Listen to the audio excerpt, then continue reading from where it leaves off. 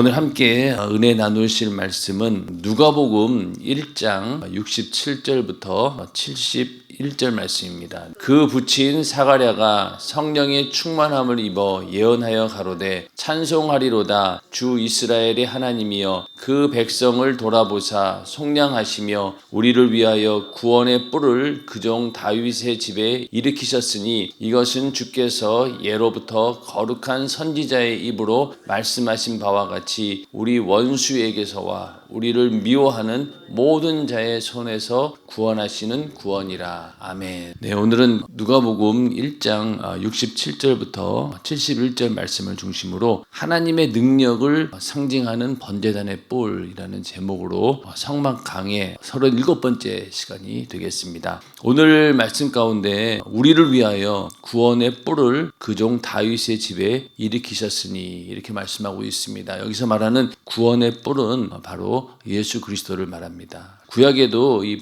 뿔에 관한 이야기가 많이 나옵니다. 특히 번제단의 뿔을 잡고 죄사함을 받고 용서를 구하는 그런 장면도 나오고, 또 다윗 같은 경우에는 하나님을 구원의 뿔이시다 이렇게 말씀하고 있는데, 구약에서 아무리 하나님은 나의 산성이시오 이렇게 얘기를 돋비쳐시오 이렇게 얘기해도 오늘날 우리에게 있어서 영원한 구원의 뿔은 바로 예수 그리스도이시고, 또 우리가 피할 곳도 예수 그리스도, 그곳에 가야지만이 우리가 피난처가 되는 것이지, 절대 어느 곳에도 이 육신의 눈에 보이는 곳에는 우리의 피난처가 사실은 없습니다. 그러나 오직 예수 안에 우리가 있을 때, 예수 안에 있을 때 우리가 평안을 얻게 되고, 그 가운데서 하나님이 주시는 은혜 가운데 우리가 구원을 받을 수 있기 때문에 우리의 피난처는 오직 예수 그리스도이시고, 또 우리가 영원히 붙들어야 될 구원의 뿔도 오직 예수 그리스도이십니다. 그래서 오늘 우리가 번제단의 뿔에 대해서 함께 공부하면서도 내가 영원히 붙들어야 될 것은 오직 예수밖에 없구나라는 그런 믿음이 우리 안에 있기를 주님의 이름으로 축원합니다. 출애굽기 27장 1절부터 5절에 이제 번제단에 관한 얘기가 나오는데, 조각목으로 장이 5규빗,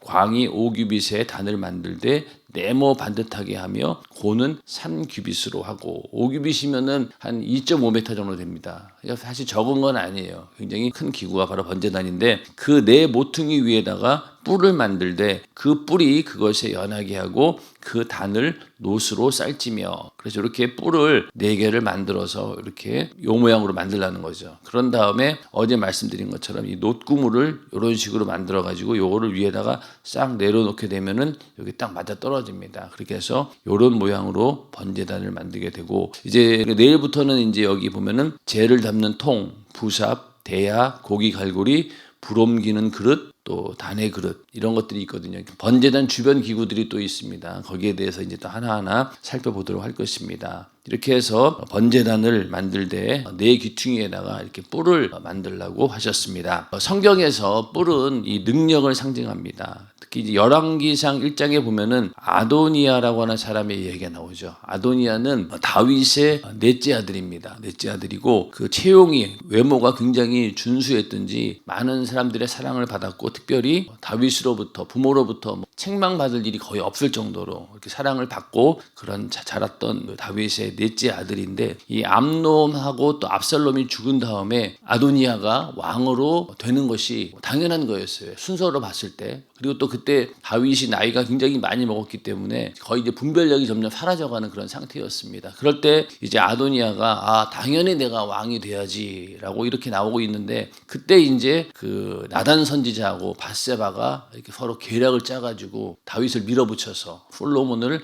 왕으로 만들어야 된다. 그래가지고 갑자기 솔로몬을 왕위로 계승을 시키게 됩니다. 그러자 그 소식을 듣자마자 어떻게 했어요? 아도니아 입장에서는 순식간에 이제 역적으로 몰리게 되는, 죽게 되었으니까 어떻게 했습니까? 왕으로 즉위하자 두려운 나머지 성전으로 도망하여 제단뿔을 꽉 잡았습니다. 하나님의 자비만을 붙들고 솔로몬에게 용서를 구한 것입니다. 솔로몬은 그런 아도니아를 선대하고 이렇게 집으로 돌려보냈다라고 이렇게 성경을 말씀하고 있는데, 이 아도니아가 급한 김에 성전으로 달려가서 이 제단뿔을 딱 잡은 거예요. 이 제단 재단뿔은 원래는 이 성막에서도 이 재단뿔이 있잖아요. 그걸 딱 잡게 되면은 하나님께서 이 죄를 용서해 주시기 때문에 어느 누구도 이 사람을 건드리지 못합니다. 그래서 이 구약 시대에는 재단뿔을 잡은 사람을 살려주는 제도가 있었는데 이제 바로 도피성이라고 하는 그런 제도죠. 그래서 우발적인 살인죄를 범한 사람들이 성막에 들어가서 번제단 뿔을 잡으면 살게 해주신 데서 유래가 됩니다. 그래서 출애굽기 21장 12절 13절에 보면은 사람을 쳐 죽인 자는 반드시 죽일 것이나 만일 사람이 계획함이 아니라 하나님이 사람을 그 손에 붙임이면 내가 위하여 한 곳을 정하리니 그 사람이 그리로 도망갈 것이며 살인도 고의로 사람을 죽인 경우도 있지만은 우발적인 그런 사고로 죽는 경우들도 있습니다. 율법상으로는 사람을 쳐 죽인 자는 반드시 쳐 죽여야 됩니다. 돌로 쳐 죽이든지 아니면 반드시 그 값을 지불해야 되는데 이렇게 우발적인 살인죄를 범한 사람들이 번제단에 성막에 들어가서 번제단 뿔을 잡으면은 살게 해주셨는데 원래는 성막 제단이 바로 도피처였는데 이제 이스라엘 백성들이 가나안 땅으로 들어간 다음부터는 이제 이동할 일이 없잖아요. 거기서 레위인의 6을 정하고 도피성이라고 부르면서 거기 들어가서 도피성에 들어가서 있으면은 그 죄를 면할 수 있다라고 해서 도피성을 6군데를 만듭니다. 여기 보면은 쭉 6군데가 이 도피성이 있는 거예요. 근데 이 도피성은 해가 지기 전에 도착해야 돼. 그러니까 전부 다 그 하루길에 갈 수 있는 거리에 있어야 됩니다. 왜냐하면 너무 멀면은 도망가다가 지쳐가지고 잡혀가지고 죽으니까. 그래서 일단은 우발적인 살인죄를 범했다 그러면 재빨리 근처에 있는 이 도피성으로 도망을 가야 돼. 근데 이 거리가 대략 한 48km 정도 됩니다. 48km면은 여기서 거의 뭐 본교 가는 정도? 그게 한 50km 정도 되니까 그 정도의 거리예요. 생각해 보세요. 내가 우발적인 죄를 졌어요. 살인죄를 졌습니다. 도망가야 돼. 뒤에서 막 쫓아오겠죠. 살인을 당한 그 부모나 형제들이 쫓아오지 않겠습니까? 그러니까 그 쫓아오는 걸 피해서 빨리 이 도피성으로 가야 되는데 이 거리가 48km니까 부지런히 달려야 됩니다. 안 그랬다가는 맞아 죽든지 돌에 맞아 죽든지 그런 상황이니까. 그러니 이 48km를 뛸 때 얼마나 열심히 뛰었겠어요. 그게 이제 우리도 죄를 짓고 나서 회개할 때 과연 도피성을 향해 뛰어가는 그런 사람처럼 다급한 심정을 가지고 급박한 심정을 가지고 회개하느냐. 우리는 그렇게 회개 안 하거든요. 느긋하죠. 어차피 내 죄를 사해 주실 거니까. 그런 식으로 해서 우리의 회개가 항상 느긋하지만은 이 도피성 제도를 보면은 그럴 수가 없는 거예요. 이 48km를 해지기 전에 빨리 들어가서 그 안에 숨어야 되는데 그걸 이제 하기 위해서는 정말로 열심히 뛰어야 돼요. 그런 것처럼 우리의 회개도 이렇게 정말로 급박한 마음으로 이 죄의 문제가 빨리 해결되지 않으면 나는 죽는다. 라는 그런 절박한 심정으로 우리는 회개를 해야 됩니다. 그런 회개가 우리 안에 있기를 주님의 이름으로 축원합니다. 그래서 이렇게 성읍으로 도망가면은 이제 그 죄를 용서함 받을 수 있는 그런 장치가 바로 이 도피성 제도입니다. 근데 이 도피성이 원래는 어디에서 나왔냐? 성막에 있던 번제단 뿔을 잡으면은 그 이후로 성전 안에 있는 제단 뿔을 잡게 되면은 또 용서해주는 그런 것들이 계속 이어져 왔던 것이죠. 그래서 이것은 오늘날 어떤 죄를 지었다 하더라도 하나님께 회개하여 속죄받은 자는 누구도 비판할 자격이 없다는 것을 말해줍니다. 하나님이 용서하신 자는 누구도 정죄할 수 없습니다. 우리는 이렇게 믿음으로 받아들여야 됩니다. 아멘. 그러니까 어떤 죄를 지었다 하더라도 하나님께 회개해서 속죄받았다라고 하면은 누구도 비판할 수가 없다는 거예요. 교회에 얼마나 많은 사람들이 모여 있습니까? 아주 다양한 사람들이 모여 있죠. 그러다 보니 그 사람들의 과거를 다 들춰보면은요, 흠이 없는 사람이 누가 있겠냐. 흑역사라고 하죠. 그래서 누구에게나 다 감추고 싶은 그런 과거들이 있습니다. 이제 그런 걸 다 깨끗하게 이제 회개하고 이제 새 사람이 되어서 예수 믿고 이제 거듭났습니다. 그런데 만약에 그 과거를 들춰버린다라고 하면 어떻게 되겠어요? 사람들은 또 그런 걸 좋아하잖아. 아, 저 사람이 왕년에 뭐 어떤 사람이었대더라. 어떤 사람이었대더라. 만약에 누군가가 살인죄를 지은 사람이 복역을 다 마치고 교회에 와서 앉아있다고 칩시다. 처음엔 몰랐어요. 근데 나중에 알고 보니까 엄청난 살인을 저지른 사람이었어요. 교회에서 과연 그 사람을 그냥 받아들입니까? 받아들이기는 하되 뒤에서 막 수근수근 하잖아요. 그러지 말라는 겁니다. 왜? 이미 그 사람이 하나님께 회개해서 속죄함 받았다라고 하면은 누구도 그 과거를 비판할 자격은 없다는 거예요. 다 똑같다. 죄는 경중 없이 죄의 싹은 사망입니다. 살인죄나 사람을 미워한 죄나 똑같기 때문에 누구도 거기에 대해서 정죄할 수 없다. 그래서 이게 바로 오늘날 번제단의 뿔이 갖고 있는 의미가 되는 거죠. 그래서 우리가 한번 회개하고 용서받고 이제 하나님께서 기억하지 않으시는데 내가 만약에 그걸 기억하고 정죄한다라고 하면은 우리가 하나님보다 더 큰 자가 되어버리는 거예요. 우리 절대로 남을 비판할 자격이 없다. 그리고 내가 지은 죄도 내가 뜨겁게 진실로 회개했다라고 하면은 그 죄는 하나님도 기억하지 않으신다. 그런 믿음을 가지고 우리는 회개해야 되는 것입니다. 근데 우리가 그런 믿음이 없다라고 하면은 우리 스스로도 내가 지은 죄에 대해서 못 견뎌한다라고 하면은요, 항상 그 허기를 벗어나지 못하는. 그래서 우리에게 정말 방종해서는 안 되지만은 그러나 내가 진정으로 회개했다라고 하면은 빨리 그것을 털어버려야 돼. 안 그러고 끊임없이 그게 나를 붙잡는다라고 하면은요, 결국은 계속 그 죄의 그 권세 아래 얽매이게 되는 겁니다. 그래서 우리는 회개하는 죄, 나 역시도 나 자신도 거기에 대해서 정죄할 수 없다는 겁니다. 그래서 우리는 남의 죄도 그렇고 나도 마찬가지로 한번 하나님께 속죄함 받은 죄는 절대로 정죄할 수 없다. 이런 믿음이 우리 안에 있기를 주님의 이름으로 축원합니다. 다윗은 하나님을 구원의 뿔이라고 찬양을 했습니다. 여호와는 나의 반석이시요 요새시요 나를 건지시는 자요 나의 하나님이시요 나의 피할 바위시요 방패시요 나의 구원의 뿔이시요 나의 산성이시로다. 자, 다윗이 처한 그 당시 모든 환경 가운데서 피할 수 있는 곳은 다 나와요. 반석, 요새, 그리고 또 바위, 그리고 산성, 구원의 뿔. 이게 다 눈에 보이는 어떤 가운데 피할 수 있는 그런 곳이었죠. 다윗은 일평생을 쫓겨다니는 그런 신세였기 때문에 어떻습니까? 이런 것들이 항상 자기네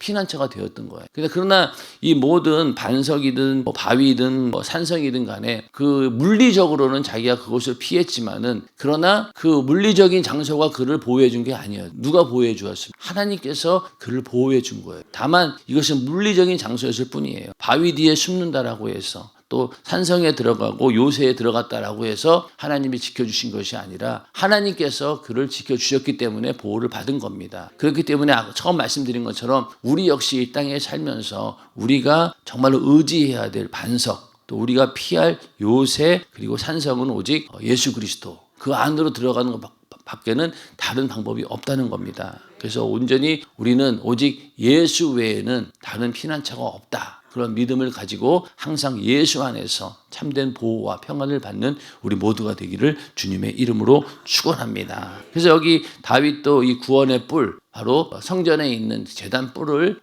보고 거기 가서 제단 뿔을 꽉 잡으면은 언제든지 우리가 죄를 용서함 받을 수 있다. 그래서 나의 구원의 뿔이다. 이렇게 하나님을 찬양했던 것입니다. 그 다음에 이제 오늘 말씀처럼 예수 그리스도를 구원의 뿔이라고 이제 말씀하고 있죠. 그래서 이처럼 뿔은 구원의 능력, 곧 예수 그리스도를 상징합니다. 그래서 구원의 뿔은 곧 예수 그리스도를 상징합니다. 고린도전서 1장 18절에 보면은 십자가의 도가 구원을 얻는 우리에게 하나님의 능력이다. 이렇게 말씀하고 있죠. 그래서 십자가의 도가 멸망하는 자들에게는 미련한 것이다. 멸망하는 자들, 예수를 믿지 않는 사람들이 우리를 보면 어때요? 정말로 미련한 자들이구나. 특히 이 당시 때는 더 그랬을 거 아니에요. 예수를 처음 믿었을 때는 예수가 어떤 자였습니까? 목주의 아들이었고 그가 자칭 하나님의 아들이라고 하는 그런 신성 모독죄에 걸려서 십자가라고 하는 가장 비참한 처형을 받았던, 정말로 쳐다보고 싶지도 않은 저주받는 자가 바로 예수인데, 그런 예수를 구세주라고 믿으니 그 사람들 입장에서는 얼마나 미련한 것으로 보였겠냐. 그렇지만은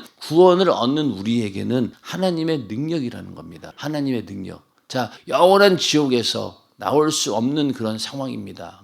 방법이 없어요. 하나님도 지옥에서 꺼낼 수 없는 그런 상황인데 거기서 모든 인류를 한꺼번에 싹 다 구원해 주셨으니 이게 얼마나 대단한 능력입니까? 그러니까 십자가의 그 사건은 그 한 번으로 인해서 영원한 제사를 드렸고 십자가의 죽음이라고 하는 그 제사가 모든 인류를 한꺼번에 싹 다 구원해 준 거예요. 그러니 이게 얼마나 큰 능력이냐는 거예요. 그래서 십자가의 도가 구원을 얻는 우리에게는 하나님의 능력이 된다는 거예요. 그래서 우리는 그 능력을 가진 자들입니다. 내가 예수 그리스도의 피의 공로로 그 십자가의 죽음과 부활로 내가 구원받았다라고 하면은 우리에게도 그 능력이 있는 거예요. 그래서 십자가를 바라볼 때 우리는 거기서 하나님의 능력을 우리는 발견해야 됩니다. 십자가를 바라보면서 거기에 예수님이 여전히 달려있고 거기서 고난당한다, 그런 생각을 하는 것이 아니라 십자가에서 그 고난과 죽음, 마귀의 권세를 이기고 부활하신 승리하신 예수 그리스도가 우리 안에 있을 때 우리 안에 십자가는 바로 이런 능력이 되는 것이죠. 그리고 또 로마서 1장 16절에 복음은 모든 믿는 자에게 구원을 주시는 하나님의 능력이다 이렇게 말씀하고 있습니다. 복음은 모든 믿는 자에게 구원을 주시는 하나님의 능력이다. 똑같은 얘기죠. 구원이라고 하는 것이 우리를 지옥의 권세에서 구원해 주셨어요. 인간의 힘으로 도저히 할 수 없고 어느 누구도 해결할 수 없는 죄의 문제를 하나님의 아들 예수의 피로 싹 씻어주시고 죄사함 받게 하시고 우리를 구원해 주셨으니 이게 얼마나 대단한 능력이냐. 마찬가지로 로마서 1장 16절에도 내가 복음을 부끄러워하지 아니하노니 이 복음은 모든 믿는 자에게 구원을 주시는 하나님의 능력이 됨이라. 첫째는 유대인에게요 또한 헬라인에게로다. 그러니까 복음을 부끄러워하지 않는다라고 한 것은 복음을 부끄러워하는 사람들이 있다는 거예요. 그러니까 예수 믿는 사람들 가운데도 주저주저 하겠죠. 저 목주의 아들 저렇게 십자가에 달려 죽은 자를 내가 구세주로 믿는다. 이게 말이 되는 소리야? 이러면서 주저하고 있을 때 복음을 부끄러워하지 말라는 겁니다. 왜? 나도 복음을 부끄러워하지 않는다. 왜? 모든 사람들에게 구원을 주시는 하나님의 능력이기 때문에. 그래서 우리도 이러한 복음을 우리는 믿은 자들이죠. 복음을 믿고 예수 믿고 거듭난 자들이고 또 성령을 우리 안에 모신 자들입니다. 그래서 그 모든 능력이 우리에게 있음을 알고 절대로 우리는 복음을 부끄러워하는 것이 아니라 당당하게 복음을 전할 수 있는 그런 믿음의 사람들이 되기를 주님의 이름으로 축원합니다. 그래서 오늘날 십자가의 복음을 전하는 교회가 능력이 있습니다. 마귀가 역사할 때 몰아내고 또 질병이 역사할 때 고치고 또 귀신이 역사할 때 쫓아내 버리는 능력으로 하나님이 살아계시다는 것을 보여주어 믿음의 결국인 영원 구원의 사명을 감당해야 참다운 교회입니다. 아멘. 그러니까 우리가 그 질병을 고치고 또 귀신을 쫓아내고 이런 능력과 이적과 표적이 교회 안에 있어야 되는데 그러한 모든 것들이 다 무엇을 위한 것입니까? 바로 믿음의 결국 영원 구원이 목적이라는 거예요. 아무리 대단한 병 고침의 능력이 나타나고 또 그런 것들을 경험했다 하더라도 그 영혼이 구원받지 못한다라고 하면은 사실은 그 능력과 이적과 표적의 원래 목적을 달성한 건 아니죠. 근데 많은 사람들이 이렇게 막 질병을 고치고 귀신을 쫓아내는 능력이 나타나면은 그것만을 가지고 모든 것이냐 착각하는 사람들이 있다는. 그러나 그거는 구원을 이루기 위한 하나의 방편이라는 겁니다. 그래서 따르는 능력과 이적과 표적으로 담대하게 뭘 전했습니까? 복음을 전했다는. 복음을 전하기 위한 하나의 수단이고 방편이지 그것이 전부가 아니라는 겁니다. 아무리 정말로 불치의 병에서 고침을 받았다 하더라도 결국은 한 번 죽는 건 마찬가지. 그리고 죽음 이후에 심판이 있는 것도 마찬가지. 그런데 거기에 영원한 심판에서 나올 수 있는 길은 오직 복음을 받아들이고 믿는 것밖에 없는데 그거를 위해서 하나님께서 능력을 나타내 주시는 거죠. 그렇기 때문에 교회에서 당연히 그런 능력이 나타나야 되고 또 그 능력을 통해서 어떻게 되느냐? 결국은 영혼을 살리는 영혼 구원의 역사가 나타나야 된다. 그래서 교회의 모든 행사건 또 모든 일들이건 나타나는 이적과 표적이든 간에 그것은 결국 영혼 구원의 사명을 감당하기 위한 것입니다. 그걸 절대로 우리는 잃어버리면 안 되는. 근데 오늘날 많은 교회가 이걸 잃어버리는, 능력도 나타나지 않지만은 오히려 나중에 가서 영혼 구원의 목적까지도 잃어버리는. 그러다 보니까 교회가 이 배로 비유하면은 구조선이에요. 구조선. 사람을 구조하기 위한 목적으로 만들어진 배입니다. 근데 이 배가 처음에는 그런 목적으로 사용되어졌는데 시간이 지나다 보니까 점점 어떻게 된 거예요? 유람선이 돼버리고. 그러다 보니 그 안에 탄 사람들이 처음에는 내가 사람을 구조해야 되고 이렇게 그런 활동을 해야 되는데 점점 편하게 지내다 보니까 우리끼리 재밌게 있자.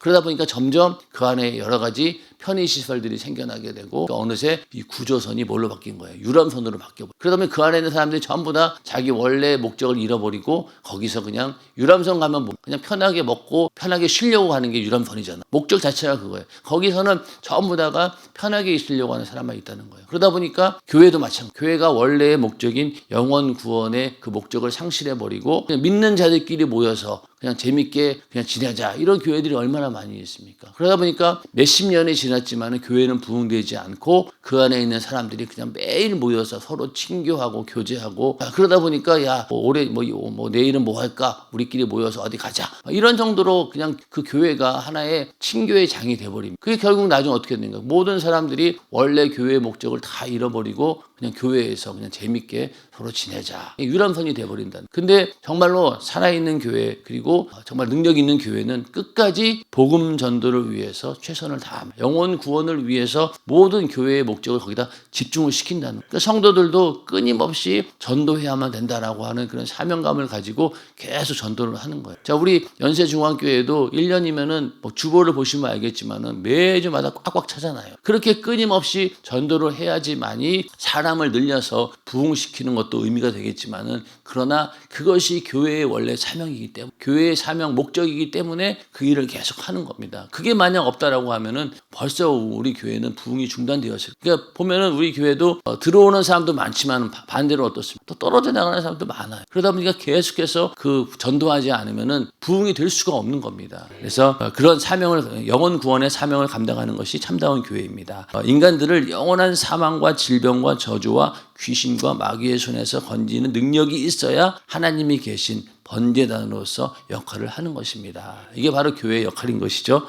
그리고 번제단의 뿔을 동서남북으로 4개 만들라고 하신 것을 영적으로 해석하면 무소부재하신 하나님께서 어느 곳에서든지 악한 영에게서 우리 영혼을 보호하신다라는 그런 의미로 해석하시면 되는 거예요. 동쪽에서 와도 그 뿔 때문에 두려워 못 들어오고, 서쪽에서도 남쪽에서도 그렇고 북쪽에서도 그렇고 온 사방을 뿔이 지켜준다는 겁니다. 하나님께서 지켜주신다는. 우리에게도 내 안에 예수의 이름이 있다라고 하면은, 예수 이름에 그 권세가 있다라고 하면은 이렇게 사방에 뿔이 있는 거예요. 그 마귀 역사가 아무리 들어와도 다 이길 수 있다는 겁니다. 그래서 고린도후서 4장 8절 9절에 보면은 우리가 사방으로 우겨쌈을 당해요. 우리가 인생 살면서 여러 가지 이런 위협들이 있는데 완전히 사방에서 포위된다는 거예요. 완전 포위가 돼요. 그리고 집중 공격을 합니다. 그런 상황이 있다 할지라도 우겨쌈을 당하여도 쌓이지 아니하며, 답답한 일을 당하여도 낙심하지 아니하며, 핍박을 받아도 버림받지 아니하며, 거꾸러뜨림을 당하여도 망하지 아니하며. 그러니까 이렇게 사방의 우겨쌈을 당하여도 우리는 쌓이지 않는다는 거예요. 왜? 하나님께서 지켜주시고 내 안에 있는 예수의 이름의 권세로 쫓아낼 수 있기 때문에. 그래서 이렇게 사방에다가 뿔을 두신 이유는 어느 곳에서도 이 마귀 역사가 틈타지 못하도록 너희를 막고 있다라는 그런 이야기입니다. 그래서 우리는 내 안에 예수의 이름이 있다라고 하면은 이걸 다 가진 거예요. 동서남북 어디에서 사방에서 우리를 이 악한 마귀가 공격한다 할지라도 우리는 이미 이길 수 있는 능력이 있다는 거예요. 근데 우리가 한 가지 기억해야 될 것은 육신이 있는 한 이 마귀 역사가 우리 육신을 끊임없이 괴롭힐 수 있다는 거예요. 그러나 내 영혼만은 절대로 건드리지 못합니다. 그렇기 때문에 그것이 능력이고 권세가 되는 것이죠. 근데 많은 사람들은 육신의 고통만 당해도 하나님이 이러실 수 있냐. 그렇지만은 이 영적인 세계를 안다라고 하면은요, 육신은 언제든지 마귀 역사가 어떻게든 우리를 죽일 수 있는 권세까지 있잖아. 그렇기 때문에 육신은 그렇게 마귀에게 당할 수 있어요. 그러나 우리가 그런 육신에 당하는 고통도 우리에게 믿음을 가지고 예수의 이름으로 대처한다라고 하면 다 이겨낼 수 있다는 겁니다. 그러나 내 영혼만큼은 끝까지 하나님께서 보호해 주신다. 여기도 보면은 고린도후서 4장 8절에도 사방에서 우겨싸임을 당합니다. 답답한 일도 당하고 핍박도 받아요. 그리고 거꾸로 뜨림도 당합니다. 결국은 죽음까지 당하겠죠. 그런다 할지라도 마지막까지 하나님께서 내 영혼은 지켜주신다. 그게 우리의 믿음이고 소망입니다. 그래서 우리에게 어떠한 환난이 오고 인생 살면서 눈에 보이는 어려운 일이 온다 할지라도 우리는 그것을 능히 이겨낼 수 있는 권세와 능력을 주셨다는 거예요. 제단뿔이 내게 있는 것처럼 우리는 사방에서 우겨싸임을 당해도 절대로 당하지 않는다라는 그런 믿음을 가지고 승리하는 우리 모두가 되기를 주님의 이름으로 축원합니다. 이렇게 뿔이 제단을 지키는 이유는 제단이 하나님께서 귀하게 받으실 제사를 지내는 곳이기 때문입니다. 하나님이 제사를 받으시고 축복하시는 곳, 또 하나님과 상대하는 곳이기 때문에 다른 것들이 침해하게 놔두지 않으십니다. 하나님의 거룩한 신성을 그 누구도 모독하게 놔두지 않는 것입니다. 당연하죠. 이 제단을 이렇게 뿔이 지키는 이유는 하나님께서 귀하게 받으시는 제사를 드리는 곳인데, 거룩한 곳인데 당연히 하나님께서 지켜주신다는 겁니다. 우리도 날마다 주님과 함께 있기만 하면 이 능력의 뿔이 있기에 하나님의 거룩한 신성을 침해하지 않게, 원수가 침해하지 못하게 나를 지켜주십니다. 아멘. 하나님 지켜주시는 거예요. 우리가 성령을 모시는 거룩한 전이잖아요. 그러니까 우리가 그 기능을 제대로 발휘한다라고 하면은요, 하나님께서 반드시 지켜주신다는. 자, 우리에게 육신의 건강을 달라고 기도하는 이유가 무엇입니까? 바로 내 육신을 주를 위해서 내가 성령의 전으로서 가치 있게 쓰임받고자 간절히 원할 때 하나님께서 건강도 주시는 거예요. 담임 목사님의 삶을 보면 그렇잖아요. 이미 20대에 벌써 거의 죽을 것이라고 하는 사형 선고를 받고 있었는데 40살까지만 살게 해달라고 하셨대잖아요. 근데 40이 지나도 안 죽는 거예요. 그렇게 건강을 주시고 지금까지도 목회를 하시지 않습니까? 그런 것처럼 하나님께서 쓰실 만한 가치가 있다라고 하면은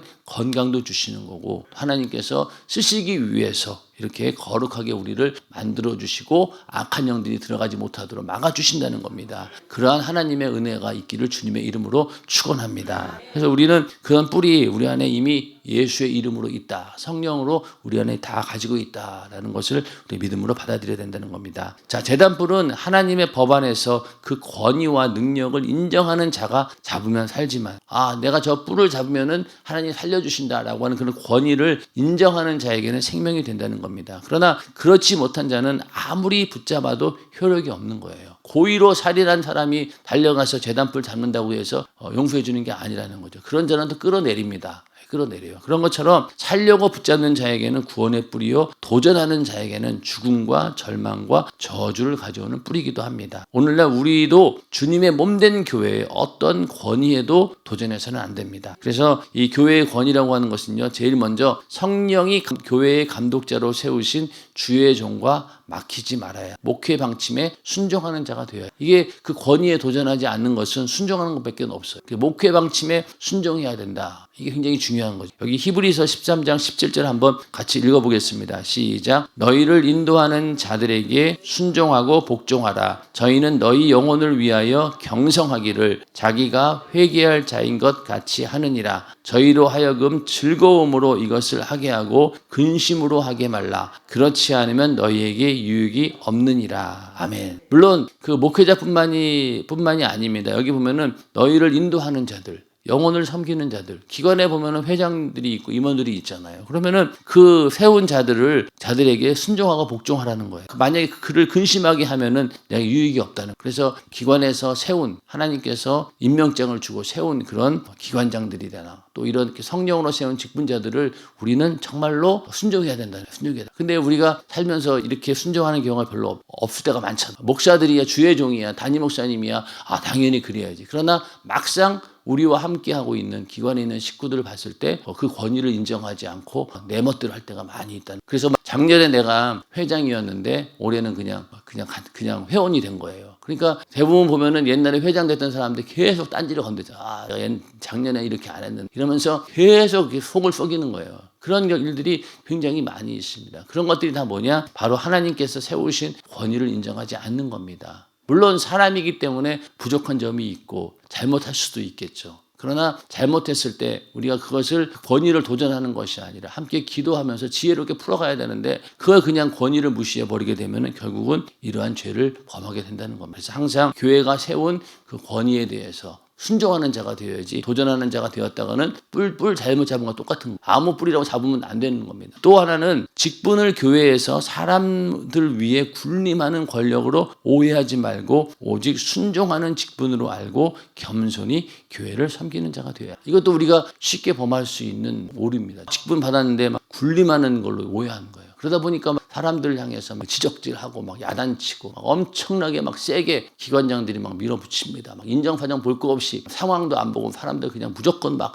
밀어붙여요. 물론 그게 효과가 있을 때도 있었습니다. 그러나 점점 사람들이 많아지고 하다 보니까 그게 오히려 부작용이 생기는 거예요. 그러니까 우리는 그런 권위가 우리 안에 있다라고 착각해서는 안. 그 권위는 어디에서 오는 거냐? 사랑에서 오는 거예요. 그렇기 때문에 그 영혼을 뜨겁게 사랑하는 자만이 그렇게 강력하게 요구할 수 있는 겁니다. 그리고 또 담임 목사의 말을 듣도록 우리 모든 성도들은 그 소리를 듣는 양이기 때문에 어떤 면에서는 담임 목사님이 하시는 얘기는 금방 순종하지만은 다른 사람이 한 얘기는 안 들을 수 있어요. 그렇기 때문에 우리는 그런 권위를 인정하고 모든 사람들에게 정말로 지혜롭게 잘 대처를 해야 된다는 겁니다. 그래서 담임 목사님이 하시는 말씀을 그 사람이 듣고 순종할 수 있도록 우리가 만들어주는 게 우리 역할인 거죠. 근데 우리가 막 거기만 같이 그냥 해버리게 되면은 그걸 받아들이는 사람은 감사하지만 못 받아들이는 경우에는 시험 들어 떨어져 나가. 그러면은 나는 분명히 옳은 이야기 했고 담임 목사님이 한 얘기 난 그대로 했는데 왜 저러지? 그 사람이 문제다. 이러지만 그게 아니거든. 나에게는 그 겉으로 드러난 말씀은 그런 권위에 있을지 모르지만은 그 사람의 마음을 움직이는 능력이 나에게 없다는 거예요. 그러니까 영역이 없는 거죠. 정말로 영역이 있다라고 하면은요, 그 사람이 권면하게 되면 그 사람이 그걸 받아들이겠죠. 근데 만약에 안 받아들이고 튕겨나간다. 그럼 나는 그만큼 그 영혼을 향한 사랑이 없는 것이고 그만큼 내가 영역이 없다는 거예요. 그걸 우리가 인정해야 된다는 거죠. 담임 목사님의 권위와 똑같을 수는 없다는. 그렇기 때문에 서로 섬기라는 겁니다. 그래서 우리가 권위를 인정하되 서로 섬겨야 되고 또 내가 맡은 직분을 절대로 오해해서는 안 된다. 겸손히 섬기는 자가 돼. 이것만이 우리가 살 길입니다. 그래서 우리에게 주어진 권위는 하나님이 주신 능력이지만은 그 권위를 우리는 지혜롭게 잘 사용해야 된다. 이것이 바로 오늘 번제단의 뿔에 나타난 하나님께서 우리에게 보여주시는 그런 은혜입니다. 그래서 이 번제단의 9가지 주제를 우리는 다 했어요. 1번부터 9번까지 다 했습니다. 이제 다음 내일부터는 이제 번제단의 기구들 하나하나 또 알아보도록 하겠습니다.